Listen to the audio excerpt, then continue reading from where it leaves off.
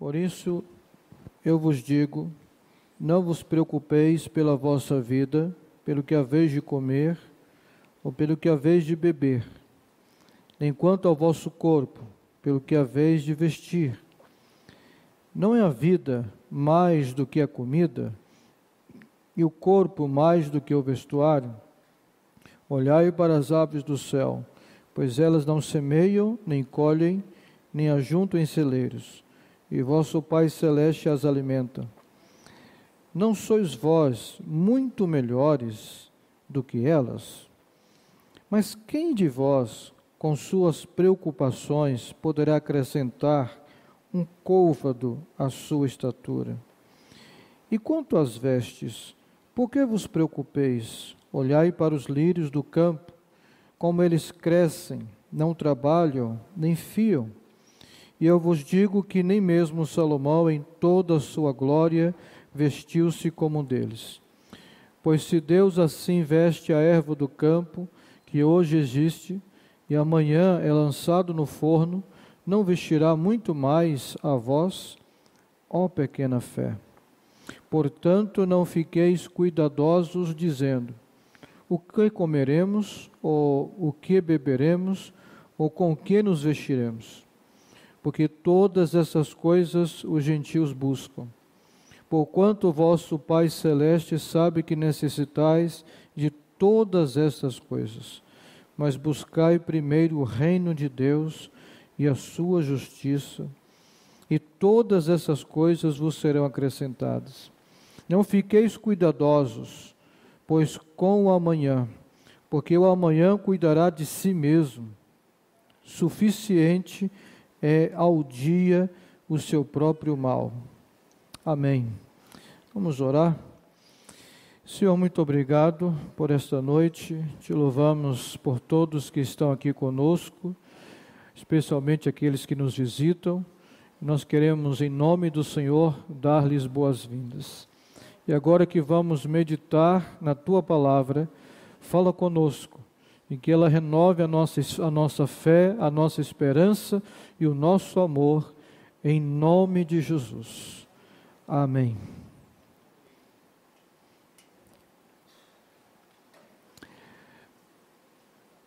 Nós estamos, neste mês, iniciando uma série chamada Vida Vitoriosa. E nós vamos tratar sobre a vitória sobre a ansiedade, a vitória sobre o medo, a vitória sobre o desânimo, e encerraremos com o que significa uma vida mais do que vitoriosa. Nas expressões do apóstolo Paulo, quando diz que em Cristo nós somos mais do que vencedores. E hoje eu quero tratar exatamente sobre vencendo a ansiedade. No ano de 2017, isso é coisa recente, a Organização Mundial de Saúde trouxe uma estatística de que a taxa de transtorno por ansiedade aumentou muito no Brasil. E em 2017 já eram 18.600.000 brasileiros diagnosticados, lógico, né? Porque tem aqueles que não vão ao médico, sofrendo de, segundo, né, a Organização Mundial de Saúde, segundo a organização, pessoas que sofrem do que eles chamam desta doença, transtorno de ansiedade. Então, cerca de 9,3% dos brasileiros sofrem de ansiedade.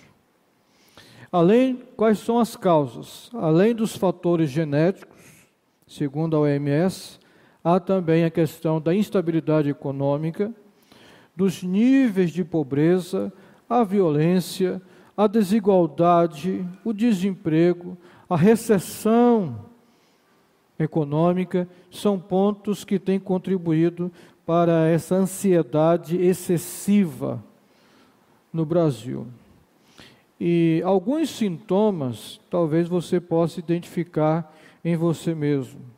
preocupação excessiva e desproporcional, pensamentos negativos recorrentes, ou seja, não vou conseguir, aquela sensação constante de desconfiança, achando que a vida, o mundo, as pessoas, os colegas de trabalho, os familiares, até o marido, está conspirando contra você. Fatores físicos: dor ou aperto no peito, palpitação, falta de ar, sensação de desmaio ou tontura e dor no abdômen, às vezes levando a diarreia. A pessoa pensa que é alguma coisa que ela comeu e na verdade é a ansiedade que está causando isso. A pessoa sente uma dor no peito, uma sensação de falta de ar e acha que está tendo uma espécie de ataque cardíaco, chega no médico, faz os exames e não tem nada. Os médicos dizem: olha, você deve estar ansioso, está passando por alguma preocupação excessiva durante esses últimos dias, você está preocupado muito com alguma coisa, porque, infelizmente, o nosso coração, a nossa mente, influenciam no nosso estado físico. O livro de Provérbios, por exemplo, diz que o coração alegre aformoseia o rosto. Quando a gente está bem, né, emocionalmente falando, até o nosso físico é influenciado. Mas também, nesse mesmo provérbio, Salomão diz que o espírito abatido faz secar os ossos. Ou seja, a pessoa que não está bem com seu coração, ela vai também adoecer. Então, os problemas de alma, os problemas de coração, os problemas de mente, prejudicam os nossos relacionamentos, o nosso relacionamento com o próprio Deus, o nosso relacionamento com as pessoas, e prejudica a nossa saúde física, mental e emocional. De acordo com o Dr. Robert Lee, no seu livro Livre da Ansiedade, há 6 tipos de ansiedade.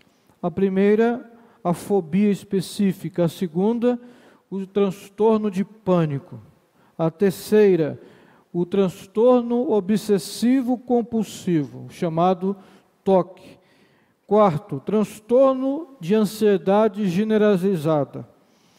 Quinto, transtorno de ansiedade social, ou mais comumente chamado de fobia social. E por último, o transtorno de estresse pós-traumático. E geralmente as pessoas vão procurar a solução para esses problemas de transtorno de ansiedade em medicamentos, no aconselhamento psicológico, na psicanálise, na terapia cognitiva comportamental, que é a especialidade do Dr. Robert Lee, por exemplo, que eu acabei de citar, e na própria hipnose. Mas qual é o tratamento? Como Jesus tratou a ansiedade? Qual a sua receita para vencermos as nossas ansiedades? Primeiro, que Jesus levou a sério a ansiedade. Ele gastou tempo para falar isso com seus discípulos. Não só aqui em Mateus. É assunto da pregação e do ensino de Jesus. Não é coisa de menos importância. É tão importante para ele que ele associou isso com o nosso relacionamento com Deus. Quando nós citamos esse versículo tão conhecido quanto Mateus 11, 28 e João 3,16, buscai primeiro o reino de Deus e a sua justiça, e as demais coisas vos serão acrescentadas, ele cita no contexto da ansiedade. Quando ele diz que devemos buscar o reino de Deus, ele está fazendo um contraponto à nossa ansiedade. Então, para ele, é muito importante. É tão importante que ele usa 3 vezes termos diferentes para descrever o que é a nossa ansiedade. Nesse mesmo texto aqui ele diz: não andem ansiosos. Segundo, não estejam preocupados. E terceiro, não fiquem inquietos, perturbados, andando de um lado para o outro. Mais ou menos é essa sensação. E na Bíblia, especialmente aqui no Evangelho de Mateus, ser uma pessoa ansiosa significa ser uma pessoa atraída por direções diferentes. A pessoa perde o foco.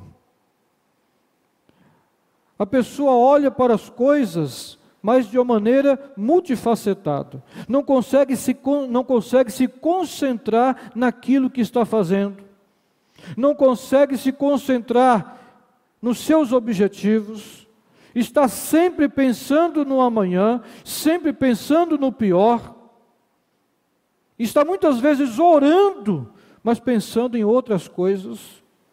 Não consegue se concentrar nem para orar, nem para ler a Bíblia, nem para estudar e nem para fazer as tarefas, porque está cansado e afadigado. A ansiedade nos divide e nos desintegra.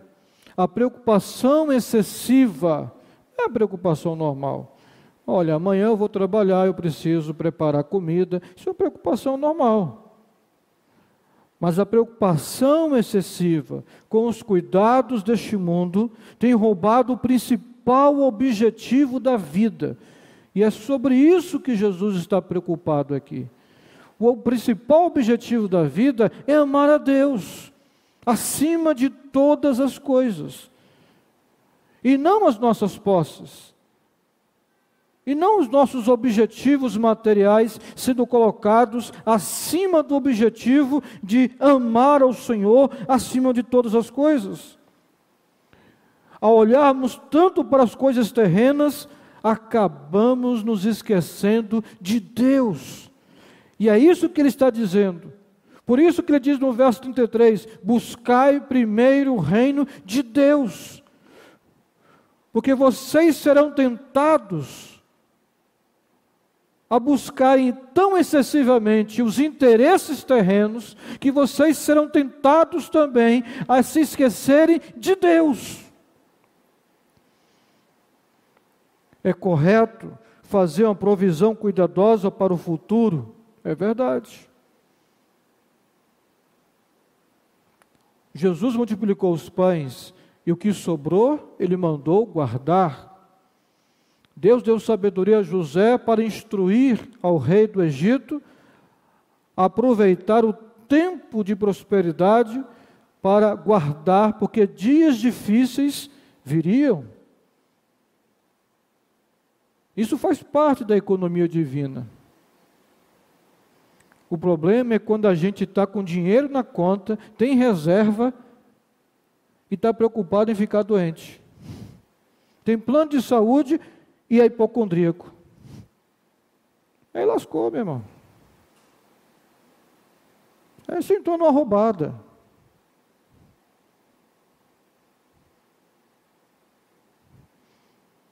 Mas a fadiga excessiva, a preocupação desgastante e a ansiedade que atormenta, tudo isso vai nos matar.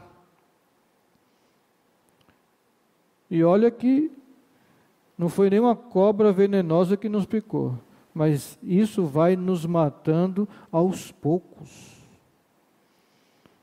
Por isso que a gente não pode ficar demasiadamente aflito, angustiado. aí lê uma reportagem, assiste a um documentário, aí fica desesperado. Acredita mais no que os homens falam do que o que a palavra de Deus diz. Se Deus é por nós, quem será contra nós? Quando a palavra de Deus nos diz, e Jesus nos assevera, que está conosco até a consumação dos séculos. Porque a palavra do Senhor diz que nós podemos enfrentar todas as adversidades da vida.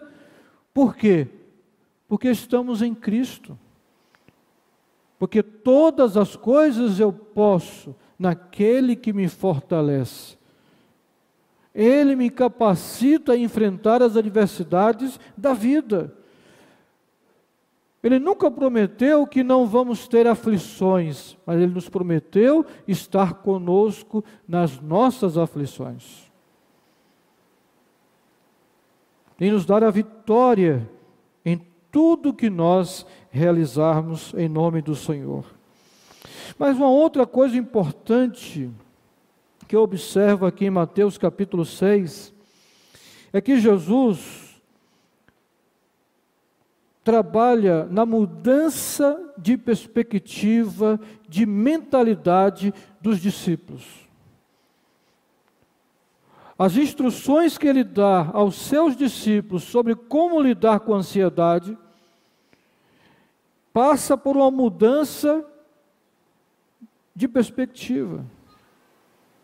Ele trabalha uma mudança de mentalidade.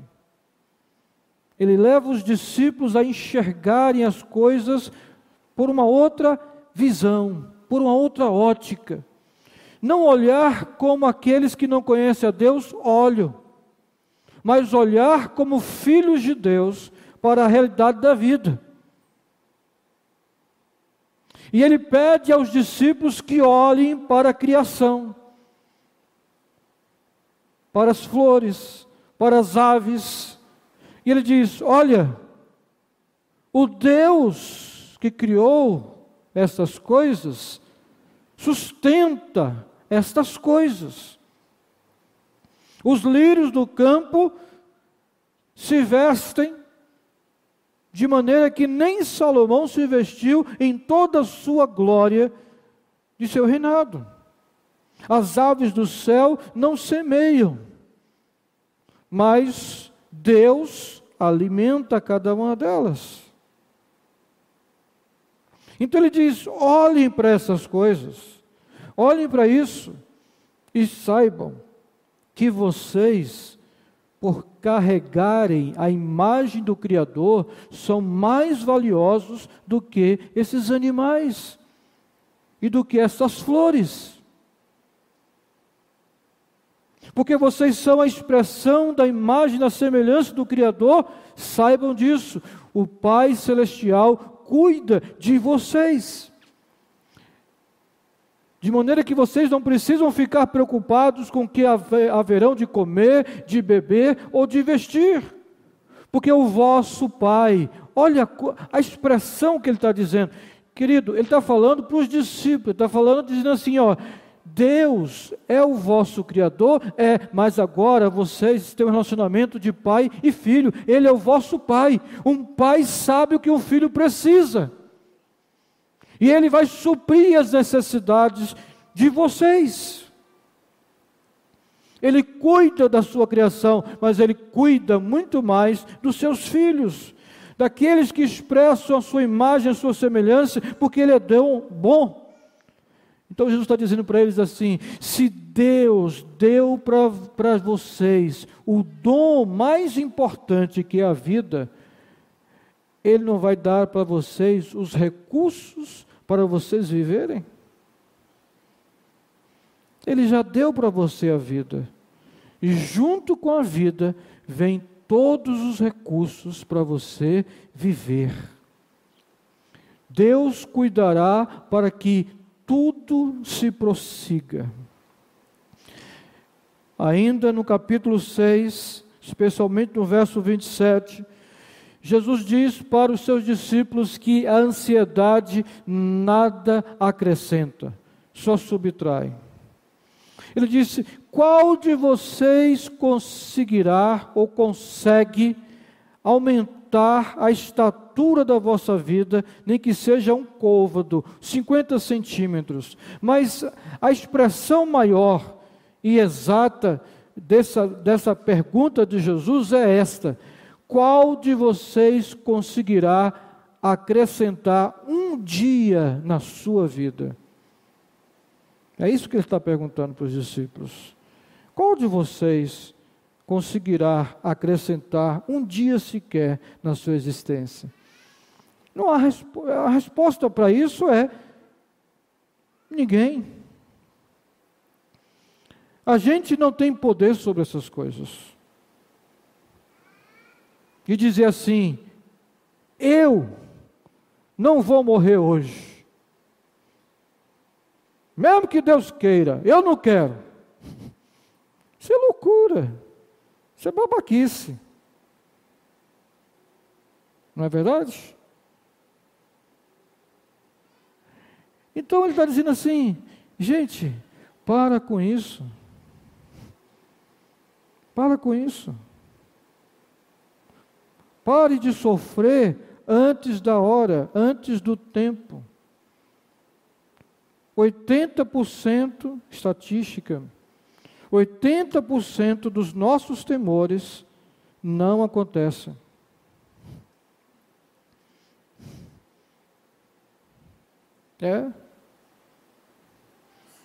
Então, Jesus está dizendo para eles: olha, ninguém consegue acrescentar um dia sequer na sua vida. Ou seja, os milionários podem comprar comida, roupa e bebida, mas não podem prolongar um dia da sua vida. Ricos e pobres estão na mesma condição sobre o dia que vai nascer e o dia que vai morrer. A Bíblia deixa bem claro que Deus é aquele que dá o início à nossa vida e aquele que decide o dia em que ela vai terminar. No Evangelho de João, capítulo 3, Jesus diz que a Ele, ao Pai Celestial, ao Senhor, está o poder da vida e da morte, embora os faraós e os reis quiseram brincar de Deus. Especialmente os reis romanos, que tinham, entre aspas, a vida das pessoas nas suas mãos, e diziam: com esse sinal, viva, e com esse sinal, morra. As Escrituras dizem que a única pessoa que tem o poder da vida e o poder da morte é o Senhor. Então você pode comprar comida, bebida e roupa, mas não pode comprar uma hora a mais da sua vida. É por isso que Eclesiastes, Salomão diz que a gente precisa fazer o melhor possível nesta vida. Trabalhar da melhor maneira possível nesta vida, enquanto estamos vivos. Porque quando a morte chegar, Salomão diz, não há sabedoria, não há conhecimento e não há atividade.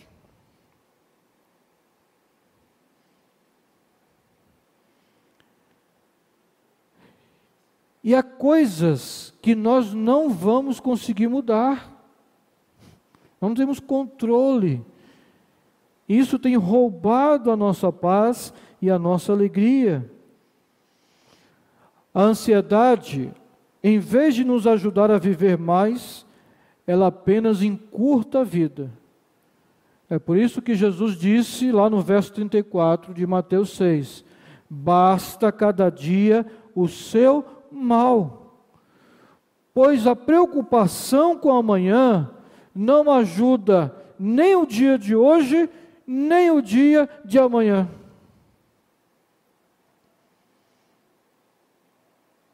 Há uns 2 meses atrás, conversava com a Isabelle, essa ansiedade, né, do Enem, e tentando, né, entrar na universidade pública para fazer faculdade de medicina. É um desafio. Para que mais ter ansiedade do que um postulante num curso de medicina na universidade pública do nosso país? Lida com ansiedade o tempo todo. Ela falava assim: eu vejo que há muito futuro no meu presente. Tudo na minha vida está projetado para o futuro. Eu fiquei pensando naquelas palavras e falei assim: puxa vida, eu também vejo muito futuro no meu presente.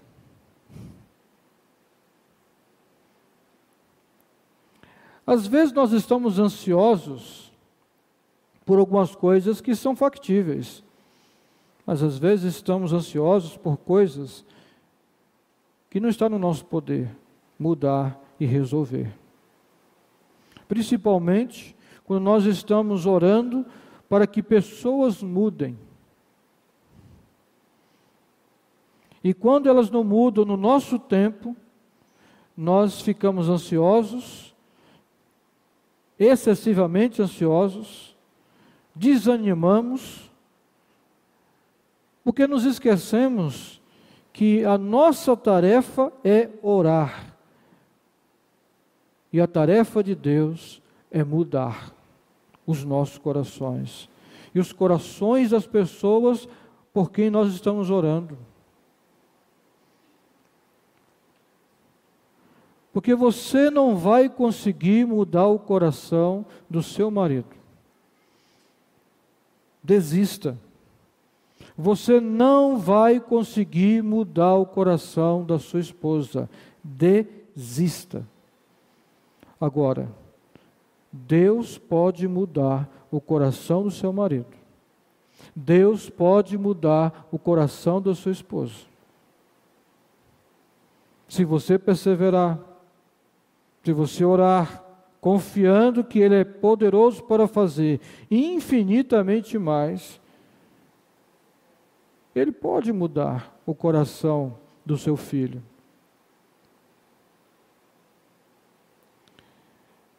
Alguém disse que a maior parte das pessoas se crucifica entre 2 ladrões.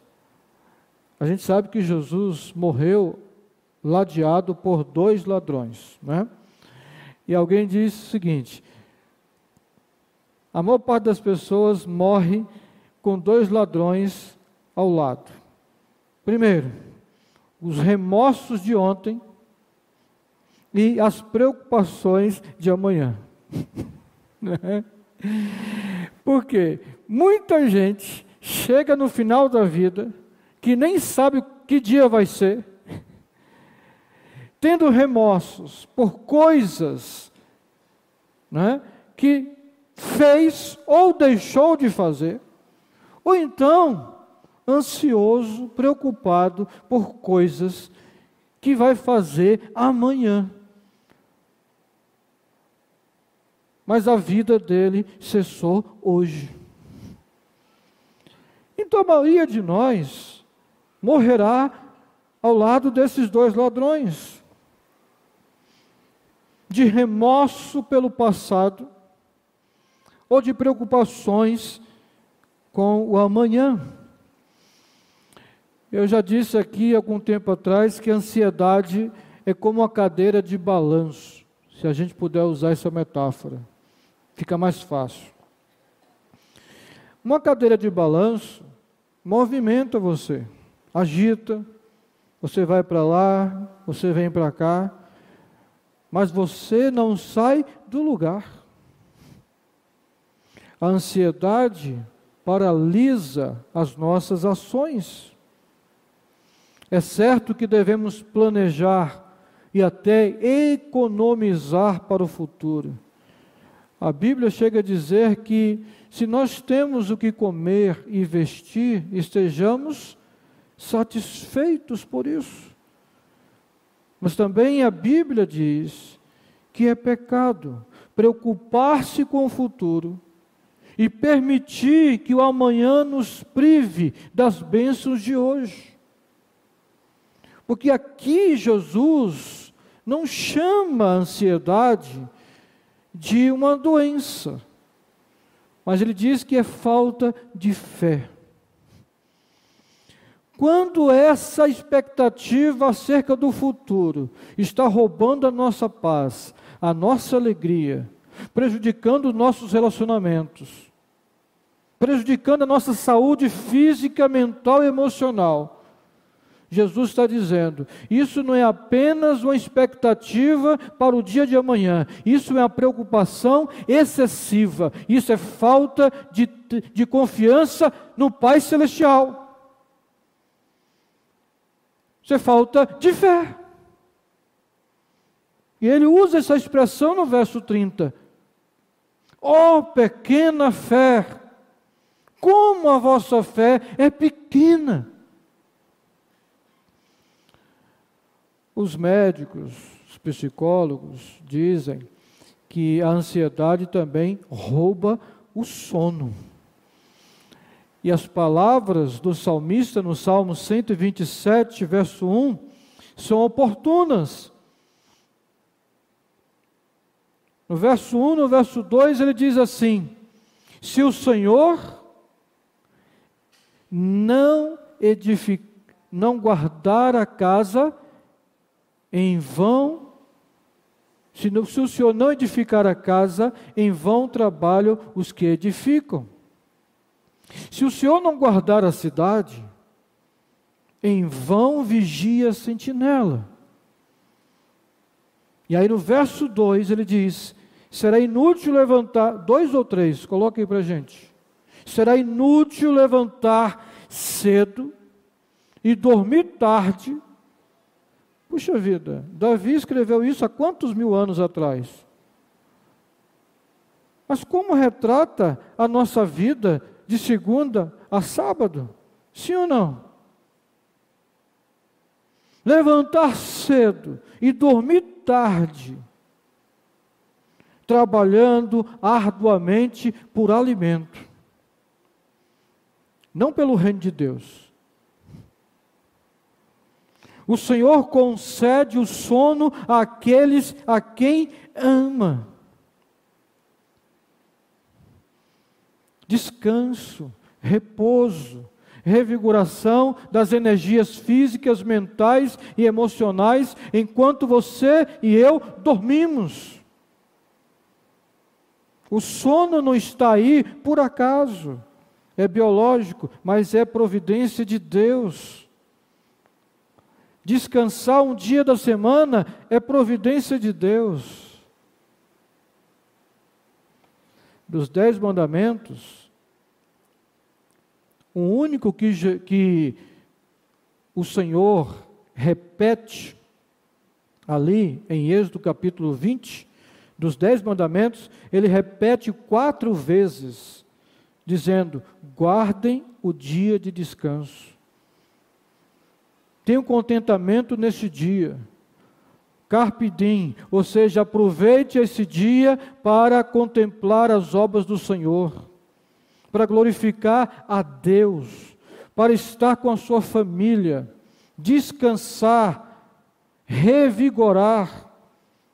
Aí depois que ele vai falar dos outros mandamentos, sabe por quê? Um homem descansado pensa melhor antes de falar mal dos outros, de cometer homicídio, de matar, de roubar e etc.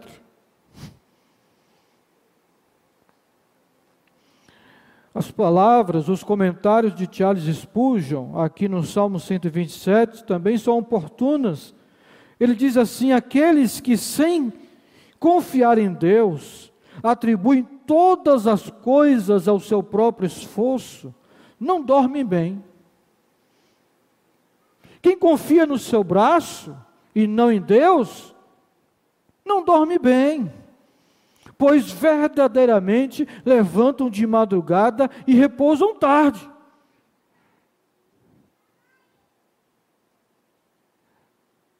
E aí ele diz assim, os servos de Deus, enquanto estão no deserto, nos bosques deste mundo, dormem em segurança.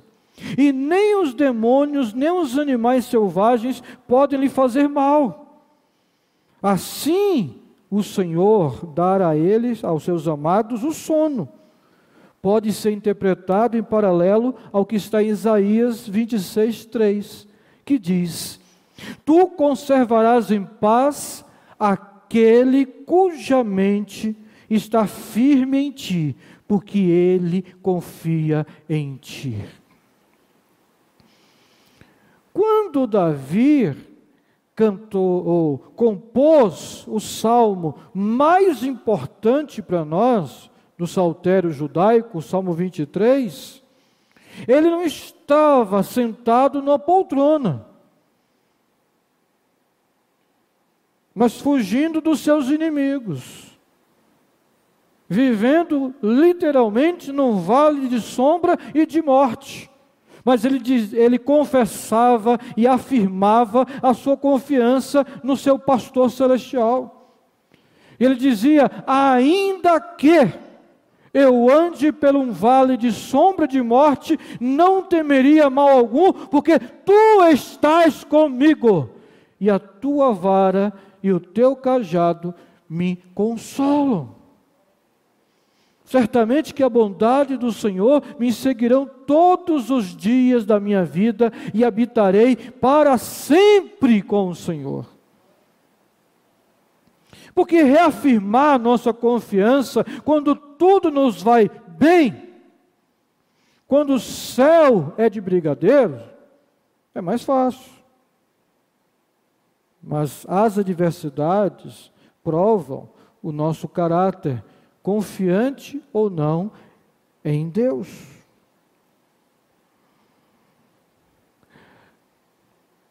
E em terceiro e último lugar, o que Jesus ensina para os seus discípulos como vencer a ansiedade, ele diz para os seus discípulos: o mais importante em primeiro lugar. Aprendam a colocar as primeiras coisas em primeiro lugar. E o verso 33, conhecidíssimo: busquem o reino de Deus e a sua justiça, e as demais ou outras coisas vos serão acrescentadas. Antes de dizer aos seus discípulos ainda sobre qual deve ser a prioridade deles, Jesus diz para os seus discípulos que viver excessivamente preocupado com as coisas deste mundo é a atitude daqueles que não conhecem a Deus. No verso 32 ele diz: porque todas estas coisas os gentios buscam. Aqueles que não conhecem ao Senhor buscam estas coisas, fazem delas o centro da vida delas. Esse buscar aqui é exatamente isso. Fazem das conquistas materiais o centro das suas vidas. Só falam sobre isso. Só se preocupam com isso. Todos os empreendimentos é apenas em torno das aquisições materiais. Estão preocupados apenas com o seu corpo, mas não com a sua alma. São ricos para com o mundo, mas pobres para com Deus. Essas pessoas gentias, ímpias, que buscam essas coisas e que estão confiadas nelas, elas creem que a vida é uma contingência, que as coisas acontecem por acaso. É tudo aleatório. Somos apenas poeira no chão. Mas essas pessoas também são deterministas. são fatalistas. Elas dizem assim: o que tiver de ser, será. O que tiver de acontecer, acontecerá. Elas não creem que existe alguém no comando, que existe alguém providenciando e sustentando toda a criação. Para elas, o piloto sumiu. Não tem ninguém no timão do navio. Tá bom? É isso. E eles estão por conta própria. Por isso que eles se desesperam. Por isso que quando eles perdem tudo, como aconteceu na Grande Depressão de 1929 em Nova York, muitos empresários se mataram. E por isso que muita gente se mata hoje. Uma das razões de suicídio é porque as pessoas perderam a perspectiva da vida. Elas acham que tudo que existe é o aqui e agora. São pessoas que têm uma visão materialista da vida. Morreu, acabou. Comamos e bebamos porque amanhã morreremos. Gente que vive dessa maneira. Não acredita que existe um Senhor que sustenta todas as coisas, a quem devemos prestar contas também da nossa vida. Mas aí ele diz para os seus discípulos, que ele julga, que ele diz: vocês são filhos de Deus. Eu quero dizer para vocês, com vocês não pode ser desse jeito. Vocês não podem viver como aqueles que não conhecem a Deus, fazendo das conquistas materiais a razão de viver de vocês.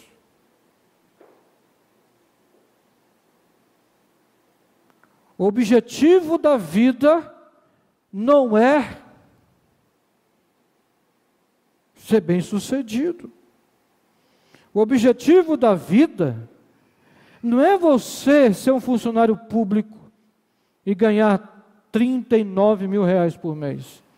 O objetivo da vida não é você ser um aluno da UFMT.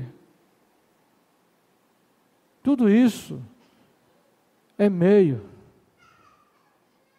Nunca pode ser um fim na vida de um cristão. O objetivo da vida já foi definido na carta do apóstolo Paulo aos Coríntios, na segunda carta, no capítulo 5, que ele diz assim, que Cristo morreu por nós e ressuscitou por nós, para que nós não vivamos mais para nós mesmos, mas para aquele que por nós morreu e ressuscitou. Eu fico preocupado quando os cristãos dizem que são cristãos e vivem como não cristãos. Não há diferença nenhuma entre os objetivos dele e os objetivos do ímpio. Ele não sonha com as coisas de Deus. Ele não sonha os sonhos do reino de Deus. Ele só está orando, e quando ele ora, ele só ora aquela parte que lhe interessa na oração do Pai Nosso.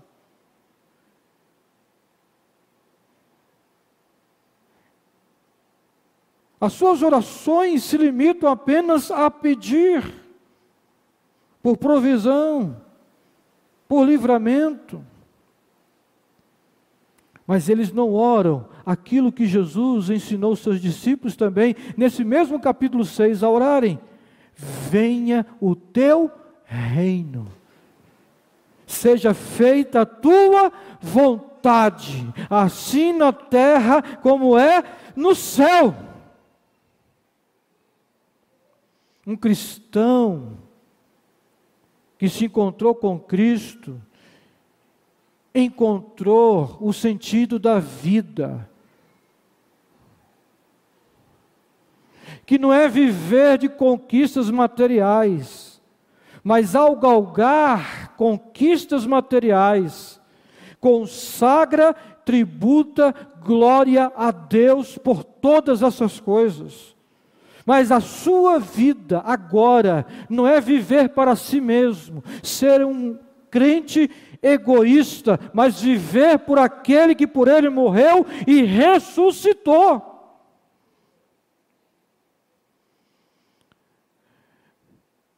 Se você, querido, se autoproclama cristão e não enxerga a sua vida desta maneira, você precisa repensar o seu cristianismo.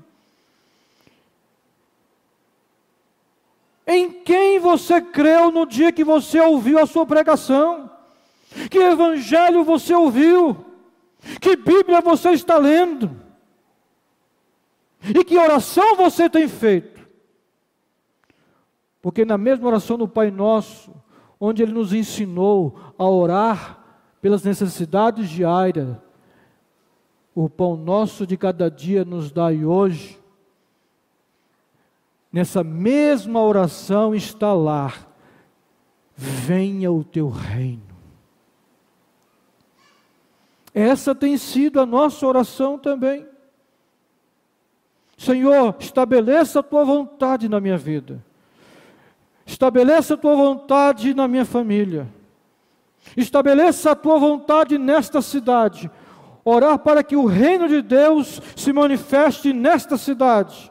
Aproveitar os 300 anos de Cuiabá, e essa deve ser a oração dos crentes dessa cidade. Venha o teu reino sobre esta cidade.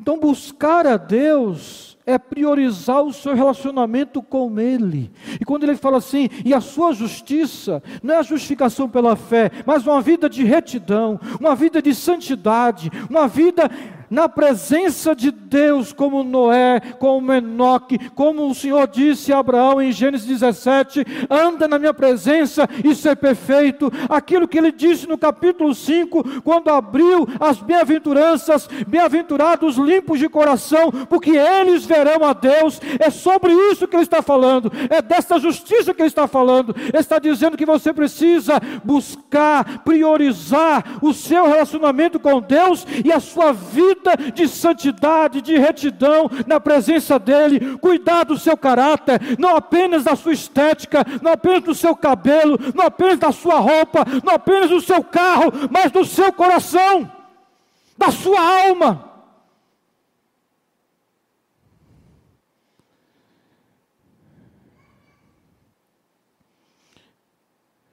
Jesus deixou isso bem claro num jantar na casa de Marta, Maria e Lázaro. Jesus ressuscitara Lázaro e eles queriam fazer homenagem ao Senhor e prepararam um jantar. Evangelho de Lucas, capítulo 10, dos versos 38 a 42.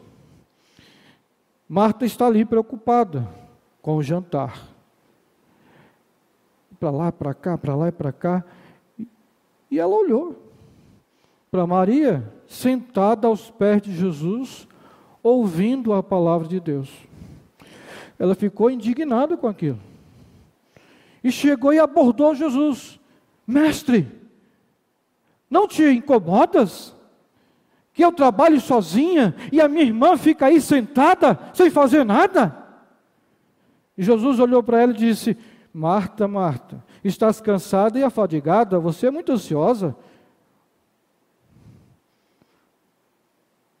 Uma só é necessária. Maria escolheu a melhor parte, de maneira que não lhe será tirada. Marta, cuidar do jantar é importante. E só uma pessoa é suficiente. Termine de arrumar. Mas eu quero também te dizer, Marta, que estar aos pés, aos meus pés, como Maria fez, ou está fazendo, é mais importante.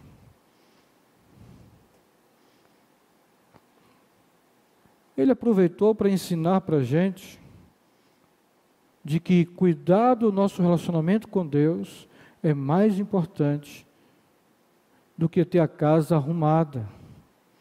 Mas muitas vezes o coração está bagunçado. O Senhor disse para o rei Ezequias: põe a tua casa em ordem, porque certamente morrerás. Então, é problema a gente preparar a nossa ceia de Natal? Não. Arrumar nossa casa? Não. Mas certa vez, um pastor teve que procurar um outro pastor amigo para pedir para que ele e a esposa dele aconselhassem a esposa dele a dedicar tempo para estar com ele. Por quê? Porque a mulher era obsessiva com limpeza da casa. Passava o dia inteiro limpando a casa. Quando chegava de noite, não tinha tempo, não tinha energia para estar com a família, com o marido, não tinha energia para fazer sexo. É isso.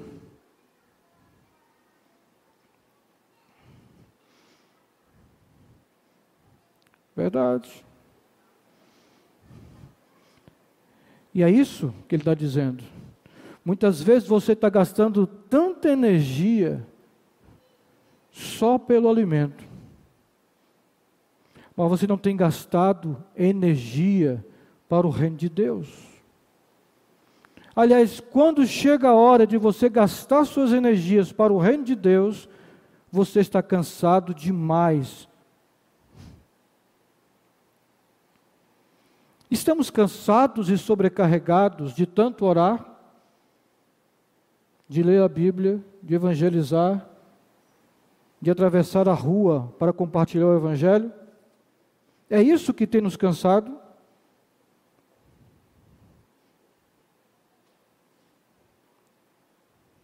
O destino das almas daqueles que não creem em Jesus é o que tem roubado o nosso sono?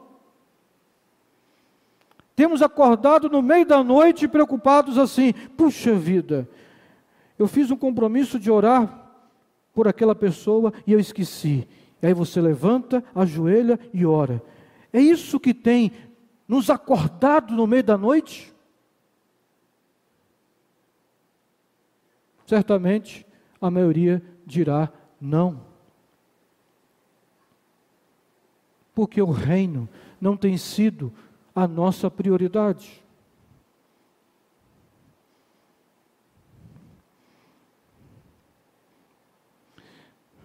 Buscar a Deus em primeiro lugar e colocar todas as preocupações da vida em adoração, súplica e gratidão diante de Deus, e então experimentar a paz de Deus, conforme Filipenses capítulo 4, versos 6 e 7, que foi lido aqui no início dessa noite.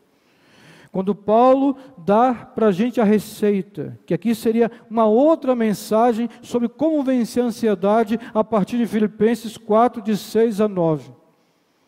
Mas no versos 6 e 7 ele diz: não estejam ansiosos, inquietos ou preocupados excessivamente por coisa alguma, antes as vossas petições sejam em tudo conhecidas diante de Deus, pela oração, súplica e ações de graças, pela adoração, pelo pedido, pela súplica e pela ação de graças.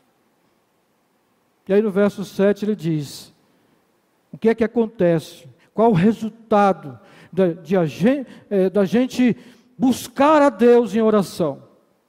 Paulo nos ensina o lugar da oração na nossa relação com a ansiedade. Alguém vai ensinar a hipnose e a Bíblia vai dizer: você pode vencer a ansiedade orando, colocando as suas ansiedades diante do Senhor, com súplica e com gratidão, porque às vezes estamos ansiosos por coisas que não conseguimos ainda, e nos esquecemos de agradecer por aquilo que o Senhor nos deu. Por isso que ele coloca gratidão.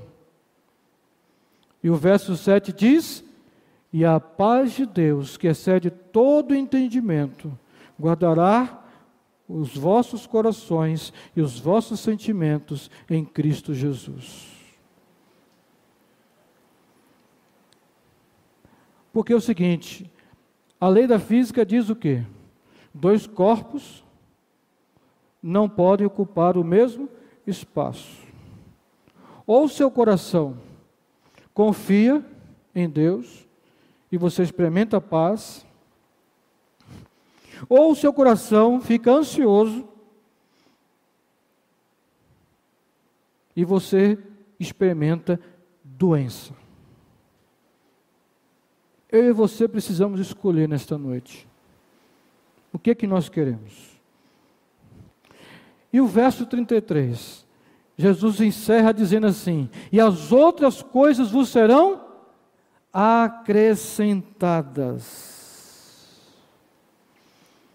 Ele diz que as outras coisas, comer, beber, vestir, tudo, seriam acrescentadas se colocássemos Deus em primeiro lugar.